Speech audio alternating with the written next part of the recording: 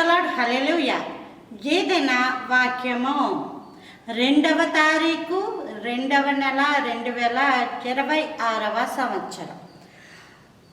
సమూయేలు రాసిన మొదటి గ్రంథము 30వ అధ్యాయము 6వ వచనం. దావీదు మిక్కిలి దుఃఖపడను మరియు తమ కుమార్తెల జనులందరికీ ప్రాణం విసిగినందున రాళ్ళు రువి దావీదును చంపుదము రండని వారు చెప్పుకొనగా, దావీదు తమ దేవుడైన యెహోవాని బట్టి ధైర్యము తెచ్చుకొనెను. ఇక్కడ కూడా దావీదు యొక్క కుటుంబంలో, ఆ జీవితంలో దావీదు మాట వారు వినడం వల్ల శ్రమ వచ్చింది. యుద్ధానికి వెళదాము రండి అని చెప్పి వెళ్ళారు. తీరా వాళ్ళు ఏమన్నారు, లేదు యుద్ధం మీరు వెళ్ళిపోండి అన్నారు. ఈ లోపల దావీదు యొక్క సంత మొత్తం గుంపు అంతా వచ్చేటప్పటికి ఇక్కడ ఏమైందంటే, దావీదు యొక్క భార్య పిల్లల్ని, వాళ్ళ యొక్క మొత్తం సమూహంలో ఉన్న స్త్రీలను అందరినీ, పశువుల్ని పట్టుకొని ఒక గుంపు వచ్చి వాటి మీద పడి వాటిని అన్నిటినీ పట్టుకొని పోతే, అప్పుడు దావీదుని చూసట వాళ్ళు, నీ వల్ల ఎంత కష్టం వచ్చింది మాకు, నీ మాట వినడం వల్ల ఇంత శ్రమ అనుభవిస్తున్నాం అని వాళ్ళట రాళ్ళు ఎట్టుకొని కొట్టేసి దావీదుని చంపేద్దాం అనుకున్నారట. దావీదు కూడా అదే శ్రమలోనే కదా ఉన్నాడు.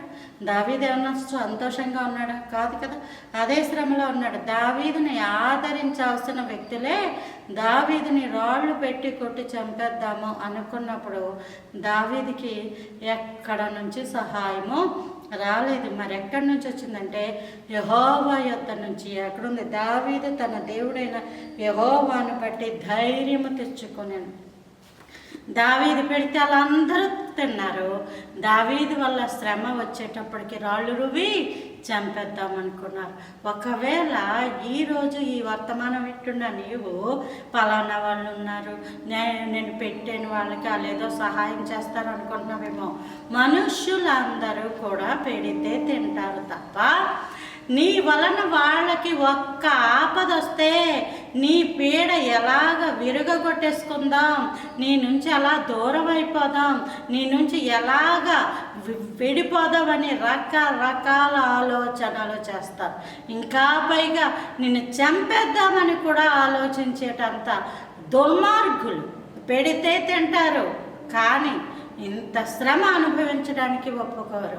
అయ్యో దావీదు, నీకు తెలియదు కదా ఇలాంటి శ్రమ వస్తుందని, నువ్వెంత బాధలో ఉన్నావో అని ఆదరించలేదు. పైగా దావీదుని రాళ్ళు రువి చంపేద్దనుకున్నారట. మనుష్యులను నమ్ముట వలన సహాయము ఉండదు. మనుష్యులను నమ్ముకున్నంత బుద్ధి తక్కువ పని మరొకటి ఉండదు.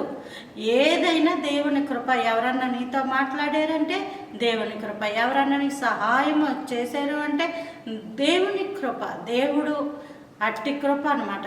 కాబట్టి దావీదుకట అలాంటి భయంకరమైన పరిస్థితుల్లో దేవుని బట్టి ధైర్యము తెచ్చుకున్నాడట. ఒకవేళ నీ పరిస్థితి ఎలాంటిదైనా నీవు దేవునిని బట్టి ధైర్యముగా ఉండు, మనుషులను బట్టి కాదు. దేవుని బట్టి ధైర్యంగా ఉన్నప్పుడు దేవుడు ఖచ్చితంగా నీకు సహాయము చేస్తాడు. Praise the lord.